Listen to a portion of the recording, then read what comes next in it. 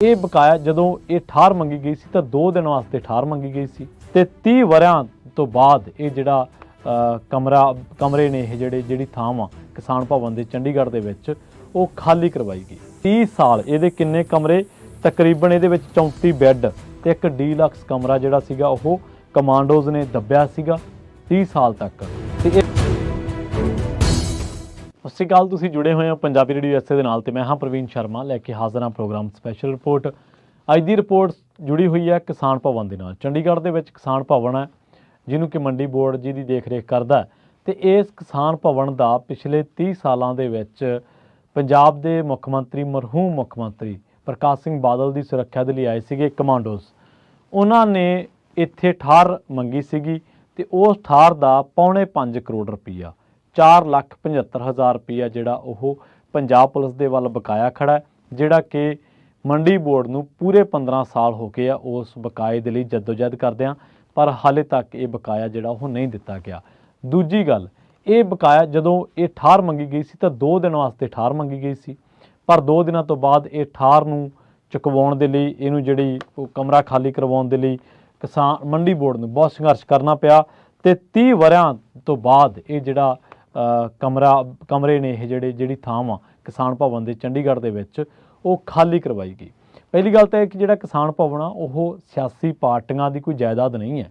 ਕਿਸਾਨ ਭਵਨ ਤਾਂ ਬਣਿਆ ਕਿ ਜਿਹੜੇ ਕਿਸਾਨ ਰਾਜਧਾਨੀ ਦੇ ਵਿੱਚ ਆਉਣ, ਜਿਹੜੇ ਕਿਸਾਨਾਂ ਦੇ ਬੱਚੇ, ਖੇਤ ਮਜ਼ਦੂਰਾਂ ਦੇ ਬੱਚੇ, ਸੰਘਰਸ਼ਕਾਰੀ ਲੋਕ ਜਾਂ ਪੰਜਾਬ ਦਾ ਉਹ ਤਬਕਾ, ਵਪਾਰੀ ਵਰਗ ਜਾਂ ਜਿਹੜਾ ਹੇਠਲਾ ਤਬਕਾ, ਦਰਮਿਆਨਾ ਤਬਕਾ ਜਿਹੜਾ ਵਾ ਉਹ ਸਾਡੀਆਂ ਵਿਦਿਆਰਥੀ ਜਥੇਬੰਦੀਆਂ, ਸਾਡੀਆਂ ਹੋਰ ਮਜ਼ਦੂਰ ਜਥੇਬੰਦੀਆਂ, ਕਿਸਾਨ ਜਥੇਬੰਦੀਆਂ ਜਦੋਂ ਉਹ ਚੰਡੀਗੜ੍ਹ ਦੇ ਵਿੱਚ ਆਉਣ ਤਾਂ ਇੱਕ ਤਾਂ ਰਾਜਧਾਨੀ ਦੇ ਵਿੱਚ ਉਹਨਾਂ ਦੀ ਠਾਰ ਹੋਵੇ, ਦੂਜਾ ਇਹ ਕਿ ਉਹਨਾਂ ਨੂੰ ਸਸਤੇ ਭਾਅ ਦੇ ਉੱਤੇ ਇੱਕ ਛੱਤ ਦਾ ਪ੍ਰਬੰਧ ਹੋਵੇ ਤੇ ਦੂਜਾ ਉਹਨਾਂ ਨੂੰ ਖਾਣਾ ਮਿਲ ਸਕੇ। ਇਸ ਮੰਤਵ ਦੇ ਲਈ ਇਹ ਬਣਾਇਆ ਗਿਆ ਸੀ। ਪਰ ਇਹ 30 ਸਾਲ ਇਹਦੇ ਕਿੰਨੇ ਕਮਰੇ, ਤਕਰੀਬਨ ਇਹਦੇ ਵਿੱਚ 34 ਬੈੱਡ ਤੇ ਇੱਕ ਡੀਲਕਸ ਕਮਰਾ ਜਿਹੜਾ ਸੀਗਾ ਉਹ ਕਮਾਂਡੋਜ਼ ਨੇ ਦੱਬਿਆ ਸੀਗਾ 30 ਸਾਲ ਤੱਕ ਤੇ ਇਹ ਠਾਰ ਮੰਗੀ ਗਈ ਸੀ 2 ਦਿਨਾਂ ਵਾਸਤੇ। ਪੂਰਾ ਮਾਮਲਾ ਕੀ ਹੈ ਦੱਸਦੇ ਹਾਂ। ਮੁੱਖ ਮੰਤਰੀ ਪ੍ਰਕਾਸ਼ ਸਿੰਘ ਬਾਦਲ ਦੇ ਕੌਮੀ ਸੁਰੱਖਿਆ ਗਾਰਡ NSC ਜੀ ਨੂੰ ਠਹਿਰਾਉਣ ਵਾਸਤੇ ਪੰਜਾਬ ਪੁਲਿਸ ਨੇ ਮੰਡੀ ਬੋਰਡ ਨੂੰ 2 ਦਸੰਬਰ 1992 ਨੂੰ ਇੱਕ ਪੱਤਰ ਲਿਖਿਆ, ਜਿਸ ਦੇ ਆਧਾਰ ਤੇ ਕਿਸਾਨ ਭਵਨ ਦੇ ਚੰਡੀਗੜ੍ਹ ਦੇ ਵਿੱਚ 34 ਬੈੱਡ, ਇੱਕ ਡੀਲਕਸ ਕਮਰਾ ਅਲਾਟ ਕੀਤਾ ਗਿਆ ਸੀ। ਨੈਸ਼ਨਲ ਸਿਕਿਉਰਿਟੀ ਗਾਰਡ ਦੇ ਕਮਾਂਡੋਜ਼ ਵੱਲੋਂ ਕਿਸਾਨ ਭਵਨ ਨੂੰ ਰਿਹਾਇਸ਼ ਵਜੋਂ 1992 ਤੋਂ 1 ਅਕਤੂਬਰ 2021 ਤੱਕ ਵਰਤਿਆ ਗਿਆ। ਇਹਨਾਂ ਵਰਿਆਂ ਦਾ ਕਿਰਾਇਆ 4 ਕਰੋੜ 75 ਲੱਖ ਰੁਪਏ ਬਣਦਾ। ਪੰਜਾਬ ਮੰਡੀ ਬੋਰਡ ਪਿਛਲੇ 30 ਵਰਿਆਂ ਤੋਂ ਗ੍ਰਹਿ ਵਿਭਾਗ ਨੂੰ ਕਿਰਾਇਆ ਲੈਣ ਦੇ ਲਈ ਪੱਤਰ ਲਿਖ ਰਿਹਾ ਵਾ, ਪਰ ਸਾਰੇ ਯਤਨ ਅਸਫਲ ਹੋਏ ਨੇ। ਮੁੱਖ ਸਕੱਤਰ ਨੇ ਕਿਰਾਏ ਦੀ ਅਦਾਇਗੀ ਦੇ ਸਬੰਧ ਦੇ ਵਿੱਚ 12 ਅਪ੍ਰੈਲ 2001 ਨੂੰ ਮੀਟਿੰਗ ਵੀ ਕੀਤੀ ਸੀ। ਮੰਡੀ ਬੋਰਡ ਦੇ ਬੋਰਡ ਆਫ ਡਾਇਰੈਕਟਰਸ ਦੀ 6 ਦਸੰਬਰ 2005 ਨੂੰ ਮੀਟਿੰਗ ਦੇ ਵਿੱਚ ਕਮਾਂਡੋਜ਼ ਤੋਂ ਕਿਸਾਨ ਭਵਨ ਖਾਲੀ ਕਰਵਾਉਣ ਅਤੇ ਕਿਰਾਇਆ ਵਸੂਲਣ ਦਾ ਫੈਸਲਾ ਹੋਇਆ।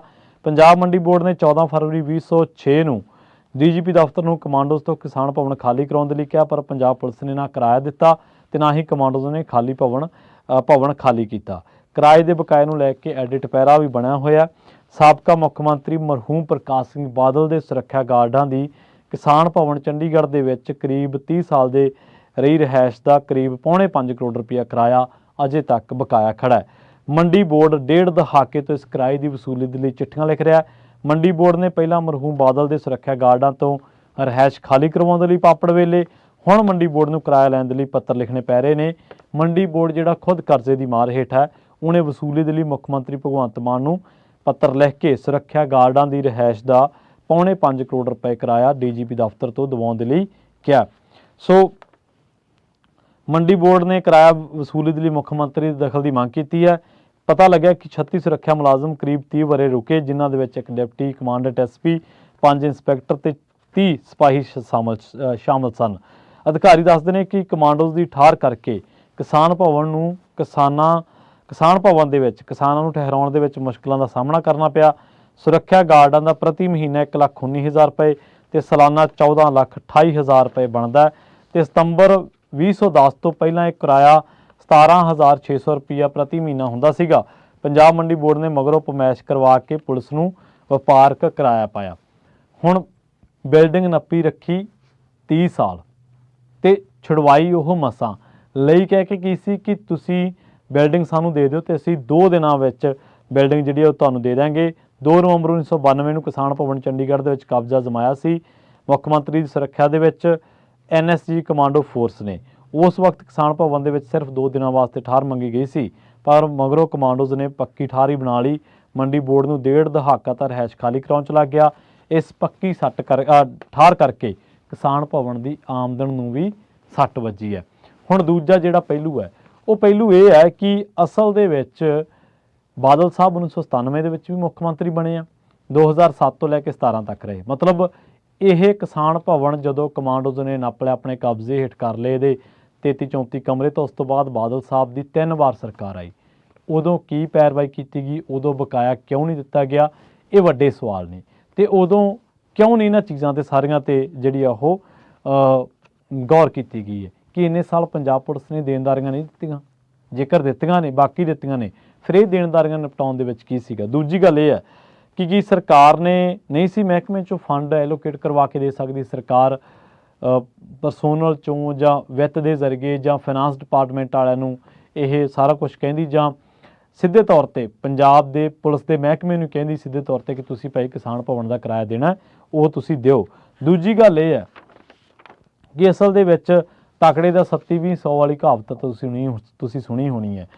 ਕਈ ਕਿਸਾਨ ਆਗੂਆਂ ਤੇ ਸਮੇਂ-ਸਮੇਂ ਤੇ ਦੋਸ਼ ਲੱਗਦੇ ਰਹੇ ਕਿ ਉਹ ਬਾਦਲਾਂ ਤੋਂ ਕਈ ਤਰ੍ਹਾਂ ਦੀਆਂ ਲਗਜ਼ਰੀ ਸਹੂਲਤਾਂ ਮੰਨਦੇ ਆ, ਕਿ ਉਹ ਸਹੂਲਤਾਂ ਇਸੇ ਐਵਜ਼ ਦੇ ਵਿੱਚ ਹੀ ਮਿਲਦੀਆਂ ਰਹੀਆਂ ਕਿ ਕਿਉਂਕਿ 2 ਨਵੰਬਰ 1992 ਦੇ ਵਿੱਚ ਸਿਰਫ 2 ਦਿਨਾਂ ਵਾਸਤੇ ਠਾਹਰ ਮੰਗੀ ਗਈ ਸੀ, ਉਸ ਤੋਂ ਬਾਅਦ ਪੱਕਾ ਕਬਜ਼ਾ ਜਮਾ ਲਿਆ ਗਿਆ ਤੇ ਉਹਨਾਂ ਨੂੰ ਇਹ ਕਹਿ ਕੇ ਟਿਕਾ ਦਿੱਤਾ ਗਿਆ ਕਿ ਤੁਸੀਂ ਆਪਦਾ ਕੰਮ ਕਰੀ ਚਲੋ, ਸਹੂਲਤਾਂ ਮਾਣੀ ਚੱਲੋ, ਤੇ ਸਾਡੇ ਕਮਾਂਡੋਜ਼ ਜਿਹੜੇ ਨੇ ਉਹ ਉੱਥੇ ਸਹੂਲਤਾਂ ਮਾਣੀ ਜਾਣਗੇ।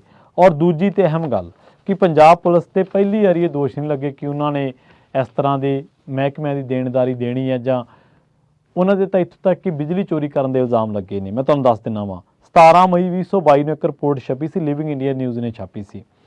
ਇਹਦੇ ਵਿੱਚ ਕਿਹਾ ਗਿਆ ਸੀਗਾ ਕਿ ਪੰਜਾਬ ਦੇ ਵਿੱਚ ਚੱਲ ਰਹੇ ਕੁੰਡੀ ਕਨੈਕਸ਼ਨਾਂ ਤੇ ਭਗਵੰਤ ਮਾਨ ਸਰਕਾਰ ਸਖਤ ਹੈ। ਇਹਦੇ ਮੱਦੇਨਜ਼ਰ ਸਰਕਾਰ ਵੱਲੋਂ ਸੂਬੇ ਦੇ ਅੰਦਰ ਸਖਤੀ ਵਧਾਉਣ ਦੇ ਹੁਕਮ ਜਾਰੀ ਹੋਏ ਆ ਤੇ ਕੁੰਡੀਆਂ ਲਾਉਣ ਵਾਲੇ ਆਪ ਲੋਕਾਂ ਦੇ ਨਾਲ ਹੁਣ ਪੰਜਾਬ ਸਰਕਾਰ ਦੀ ਅੱਖ ਪੁਲਿਸ ਥਾਣਿਆਂ ਤੇ ਵੀ ਹੈ। ਦੱਸਿਆ ਜਾਂਦਾ ਕਿ ਪੰਜਾਬ ਦੇ 3 ਦਰਜਨ ਥਾਣਿਆਂ ਅੰਦਰ ਬਿਜਲੀ ਦੇ ਮੀਟਰ ਨਹੀਂ ਲੱਗੇ ਤੇ ਇਹਨਾਂ ਥਾਣਿਆਂ ਅੰਦਰ ਬਿਜਲੀ ਦੀ ਕੁੰਡੀ ਕਨੈਕਸ਼ਨ ਲਾ ਕੇ ਕੰਮ ਸਾਰਿਆ ਜਾ ਰਿਹਾ। 31 ਮਈ 2022 ਨੂੰ ਇੱਕ ਰਿਪੋਰਟ ਛਪੀ ਸੀ ਪੰਜਾਬੀ ਜਾਗਰਣ ਦੇ ਵਿੱਚ, ਜਿਹਦੇ ਵਿੱਚ ਇਹ ਗੱਲ ਕਹੀ ਗਿਆ ਲੁਧਿਆਣਾ ਦੇ ਵਿੱਚ ਥਾਣਾ ਡਾਬਾ ਦੇ ਵਿੱਚ ਕੁੰਡੀ ਨਾਲ ਚੱਲਦੇ ਕਨੈਕਸ਼ਨ ਦਾ ਵਿਵਾਦ ਹਾਲੇ ਠੰਡਾ ਨਹੀਂ ਹੋਇਆ ਕਿ ਕੁੰਡੀ ਨਾਲ ਬਿਜਲੀ ਚਲਾਉਣ ਵਾਲੇ ਇੱਕ ਹੋਰ ਥਾਣੇ ਦਾ ਨਾਂ ਅੱਗੇ ਆ ਗਿਆ। ਗੱਲ ਕਰ ਰਹੇ ਹਾਂ ਥਾਣਾ ਮੋਤੀ ਨਗਰ ਦੀ, ਜਿੱਥੇ 15 ਦਿਨਾਂ ਤੋਂ ਕੁੰਡੀ ਲਗਾ ਕੇ ਬਿਜਲੀ ਸਪਲਾਈ ਕੀਤੀ ਜਾ ਰਹੀ ਹੈ। ਕੁੰਡੀ ਦੇ ਨਾਲ ਹੀ ਇੱਥੇ AC, ਪੱਖੇ, ਕੂਲਰ ਤੇ ਹੋਰ ਉਪਕਰਨ ਚਲਾਏ ਜਾ ਰਹੇ ਆ। 13 ਦਸੰਬਰ 2019 ਨੂੰ ਇੱਕ ਰਿਪੋਰਟ PTC ਨਿਊਜ਼ ਨੇ ਛਾਪੀ ਸੀ, ਜਿਹਦੇ ਵਿੱਚ ਕਿਹਾ ਗਿਆ ਸੀਗਾ ਕਿ ਬਿਜਲੀ ਵਿਭਾਗ ਨੇ 14 ਪੁਲਿਸ ਥਾਣਿਆਂ ਦੇ ਕਨੈਕਸ਼ਨ ਕੱਟੇ ਆ, ਹਨੇਰਾ ਛਾਇਆ ਤੇ ਇਹਨਾਂ ਨੇ ਅਦਾਇਗੀ ਨਾ ਕਰਨ ਕਰਕੇ ਸਖਤ ਕਾਰਵਾਈ ਕੀਤੀ ਤੇ ਵਿਭਾਗ ਵੱਲੋਂ ਸਰਕਾਰੀ ਵਿਭਾਗਾਂ ਦੇ ਕਨੈਕਸ਼ਨ ਕੱਟ ਦਿੱਤੇ ਗਏ ਨੇ, ਜਿਨ੍ਹਾਂ ਦੇ ਵਿੱਚ ਪੁਲਿਸ ਵਿਭਾਗ ਵੀ ਸ਼ਾਮਲ ਹੈ। ਬਿਜਲੀ ਮਹਿਕਮਾ ਹੁਣ ਪੁਲਿਸ ਨੂੰ ਵੀ ਬਖਸ਼ਣ ਦੇ ਮੂਡ ਦੇ ਵਿੱਚ ਨਹੀਂ ਹੈ। ਇਹ ਹੈ ਕਾਰਕਰਦਗੀ ਪੰਜਾਬ ਦੇ ਮਹਿਕਮਿਆਂ ਦੀ, ਖਾਸ ਕਰਕੇ ਪੁਲਿਸ ਮਹਿਕਮੇ ਦੀ, ਜਿਹੜਾ ਬਿਜਲੀ ਵਿਭਾਗ ਨੂੰ ਵੀ ਚੂਨਾ ਲਾ ਰਿਹਾ। ਪਰ ਹੁਣ ਮੰਡੀ ਬੋਰਡ ਤੁਸੀਂ ਦੇਖੋ ਕਿ 1.5 ਦਹਾਕਾ ਤਾਂ ਇਹਨਾਂ ਨੂੰ ਲੱਗ ਗਿਆ ਰਿਹਾਇਸ਼ ਖਾਲੀ ਕਰਵਾਉਣ ਦੇ ਵਿੱਚ, ਤੇ 1.5 ਦਹਾਕੇ ਤੋਂ ਹੀ ਆਪਣਾ ਇਹ ਕਲੇਮ ਕਰ ਰਹੇ ਨੇ ਕਿ ਸਾਡਾ ਕਿਰਾਇਆ ਦਿਓ, ਕਿਰਾਇਆ ਦਿਓ। 5.25 ਕਰੋੜ ਕਿਰਾਇਆ ਬਣਦਾ, ਔਰ ਉਹ ਕਿਰਾਇਆ ਉਸ ਮਾਮਲੇ 'ਚ ਬਣਦਾ ਜਿਹੜੇ ਮਾਮਲੇ ਦੇ ਵਿੱਚ ਸਿਰਫ 2 ਦਿਨਾਂ ਵਾਸਤੇ ਠਾਹਰ ਮੰਗੀ ਗਈ ਸੀ। ਉਸ ਤੋਂ ਬਾਅਦ 15 ਸਾਲ ਪੰਜਾਬ ਦੇ ਮੁੱਖ ਮੰਤਰੀ ਪ੍ਰਕਾਸ਼ ਸਿੰਘ ਬਾਦਲ ਰਹੇ, ਜਿਹੜੇ ਕਿ ਅੱਜ ਕੱਲ੍ਹ ਇਸ ਦੁਨੀਆ ਦੇ ਵਿੱਚ ਨਹੀਂ ਰਹੇ। ਪਰ 15 ਸਾਲਾਂ ਦੇ ਵਿੱਚ ਜਿੰਨਾ ਸਮਾਂ ਮੁੱਖ ਮੰਤਰੀ ਰਹੇ, ਉਹਨਾਂ ਸਮਾਂ ਹੀ ਮੰਡੀ ਬੋਰਡ ਨੂੰ ਲੱਗ ਗਿਆ ਰਿਹਾਇਸ਼ ਖਾਲੀ ਕਰਵਾਉਣ ਦੇ ਵਿੱਚ, ਤੇ ਉਹਨਾਂ ਸਮਾਂ ਹੀ ਲੱਗ ਗਿਆ ਬਕਾਇਆ ਲੈਣ ਦੇ ਲਈ। ਪਰ ਹਾਲੇ ਤੱਕ ਪੰਜਾਬ ਪੁਲਿਸ ਨੇ ਉਹ ਬਕਾਇਆ ਨਹੀਂ ਦਿੱਤਾ। ਪੰਜਾਬ ਪੁਲਿਸ ਬਾਰੇ ਕਿਹਾ ਜਾਂਦਾ ਕਿ ਜਿਹੜੀ ਪੁਲਿਸ ਥਾਣਿਆਂ ਦੇ ਵਿੱਚ ਮੀਟਰ ਕੁੰਡੀ ਤੇ ਲਾ ਰਹੀ ਹੈ, ਉਹ 5.25 ਕਰੋੜ ਰੁਪਈਆ ਜਿਹੜਾ ਕਿਰਾਏ ਦਾ ਉਹ ਕਿਉਂ ਨਹੀਂ ਦੇ ਰਹੀ? ਪਰ ਇਹ ਸਹੀ ਨਹੀਂ ਹੈ। ਹਰ ਪੰਜਾਬ ਸਰਕਾਰ ਦਾ, ਹਰ ਸਰਕਾਰ ਦਾ ਹਰ ਮਹਿਕਮਾ ਅਕਾਊਂਟੇਬਲ ਹੁੰਦਾ, ਉਹਦਾ ਬਕਾਇਦਾ ਉਸ ਮਹਿਕਮੇ ਦਾ ਇੱਕ ਵਿੱਤ ਹੁੰਦਾ, ਉਹਨੂੰ ਫੰਡ ਜਾਂਦੇ ਨੇ, ਔਰ ਬਕਾਇਦਾ ਤੌਰ ਤੇ ਉਹਦੇ ਵਿੱਤ ਦੇ ਨਾਲ ਜੁੜੇ ਜਿਹੜਾ ਉਹਦਾ ਡਿਪਾਰਟਮੈਂਟ ਆ ਜਾਂ ਉਹਦਾ ਵਿੰਗ ਹੈ, ਉਹ ਲੈਣ ਦੇਣ ਕਰਦਾ। ਇਸ ਤਰ੍ਹਾਂ ਨਹੀਂ ਹੋਣਾ ਚਾਹੀਦਾ ਸੀ। ਪੰਜਾਬ ਮੰਡੀ ਬੋਰਡ ਨੂੰ ਇਹ ਜਿਹੜਾ 5.25 ਕਰੋੜ ਰੁਪਈਆ ਕਿਰਾਇਆ ਵਾ, ਉਹ ਸਰਕਾਰ ਨੂੰ ਵਿੱਚ ਪੈ ਕੇ ਪੁਲਿਸ ਮਹਿਕਮੇ ਤੋਂ ਜਾਂ ਜਿਵੇਂ ਵੀ ਇਹਦੇ ਤਕਨੀਕੀ ਤੌਰ ਤੇ ਦਿੱਤਾ ਜਾ ਸਕਦਾ ਹੈ, ਤਾਂ ਪੰਜਾਬ ਮੰਡੀ ਬੋਰਡ ਨੂੰ ਉਹਦਾ ਬਣਦਾ ਹੱਕ ਦਿੱਤਾ ਜਾਵੇ। ਕਿਸਾਨ ਭਵਨ ਅਫਸਰਾਂ ਜਾਂ ਲੀਡਰਾਂ ਦੇ ਸੁਰੱਖਿਆ ਗਾਰਡਾਂ ਦੇ ਨੱਪਣ ਵਾਸਤੇ ਨਹੀਂ ਹੈ। ਕਿਸਾਨ ਭਵਨ ਲੋਕਾਂ ਦਾ, ਆਮ ਲੋਕਾਂ ਦੀ ਠਹਿਰ ਰਾਜਧਾਨੀ ਦੇ ਵਿੱਚ ਹੋਵੇ, ਇਸ ਮੰਤਵ ਵਾਸਤੇ ਕਿਸਾਨ ਭਵਨ ਹੈ। ਬਹੁਤ ਬਹੁਤ ਧੰਨਵਾਦ। ਜਲਦ ਮਿਲਾਂਗੇ ਇੱਕ ਹੋਰ ਨਵੀਂ